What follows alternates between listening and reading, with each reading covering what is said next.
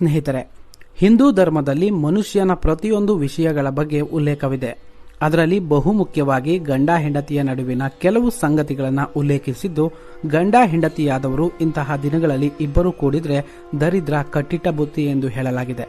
ಹೌದು, ಹಾಗಾದರೆ ಜ್ಯೋತಿಷ್ಯ ಶಾಸ್ತ್ರದ ಪ್ರಕಾರ ಗಂಡ ಹೆಂಡತಿ ಯಾವ ದಿನಗಳಲ್ಲಿ ಸೇರಲೇಬಾರದು ಎನ್ನುವುದರ ಬಗ್ಗೆ ಸಂಪೂರ್ಣವಾಗಿ ಈ ವಿಡಿಯೋದಲ್ಲಿ ತಿಳಿಸಿಕೊಡಲಿದ್ದೇವೆ. ವಿಡಿಯೋನ ಕೊನೆವರೆಗೂ ನೋಡಿ. ಅದಕ್ಕಿಂತ ಮುಂಚೆ ಸ್ನೇಹಿತರೆ, ನಿಮಗೆ ಈ ವಿಡಿಯೋ ನಾಚಿಕೆ ಆದರೆ ನೋಡಲೇಬೇಡಿ. ಹೌದು ಸ್ನೇಹಿತರೆ, ನಿಮ್ಮ ಜೀವನದ ಯಾವುದೇ ಸಮಸ್ಯೆಗಳಿಗೆ ನಮ್ಮ ಗುರೂಜಿಗೆ ಕರೆ ಮಾಡಿ ಪರಿಹಾರ ಮಾಡ್ಕೊಳ್ಳಿ. ಅದು ಯಾವುದೇ ರೀತಿಯ ಸಮಸ್ಯೆ ಇರ್ಬೋದು, ಮಾಟ ಮಂತ್ರ, ವಶೀಕರಣ, ಹೀಗೆ ಯಾವುದೇ ರೀತಿಯ ಸಮಸ್ಯೆಗಳಲ್ಲಿ ನೀವು ಸಿಕ್ಕಿ ಹಾಕಿಕೊಂಡಿದ್ರೆ ನಮ್ಮ ಗುರೂಜಿಗೆ ಕರೆ ಮಾಡಿ ಪರಿಹಾರ ಮಾಡ್ಕೊಳ್ಳಿ. ಹೌದು, ಜ್ಯೋತಿಷ್ಯ ಶಾಸ್ತ್ರದಲ್ಲಿ ಶಾರೀರಿಕ ಸಂಬಂಧದ ಬಗ್ಗೆಯೂ ಇಲ್ಲಿ ಹೇಳಲಾಗಿದೆ.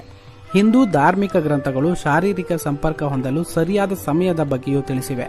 ಮೊದಲಿಗೆ ಶ್ರೀಕೃಷ್ಣ ಖಂಡದಲ್ಲಿ ಮಹಿಳೆ ಹಗಲು ಮತ್ತು ಸೂರ್ಯೋದಯದ ಸಮಯದಲ್ಲಿ, ಸೂರ್ಯಾಸ್ತದ ಸಮಯದಲ್ಲಿ ಲೈಂಗಿಕ ಕ್ರಿಯೆಯಿಂದ ದೂರವಿರಬೇಕು.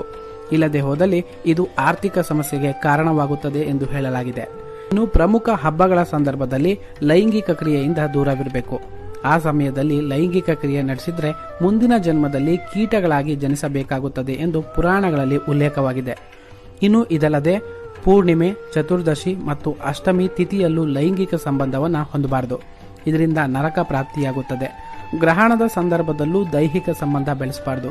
ಈ ಮೇಲೆ ತಿಳಿಸಿದಂತೆ ಈ ದಿನಗಳಲ್ಲಿ ನೀವು ಯಾವುದೇ ತಪ್ಪುಗಳನ್ನು ಮಾಡದಿದ್ರೆ ನಿಮ್ಮ ಜೀವನ ಏಳಿಗೆಯಾಗುತ್ತೆ.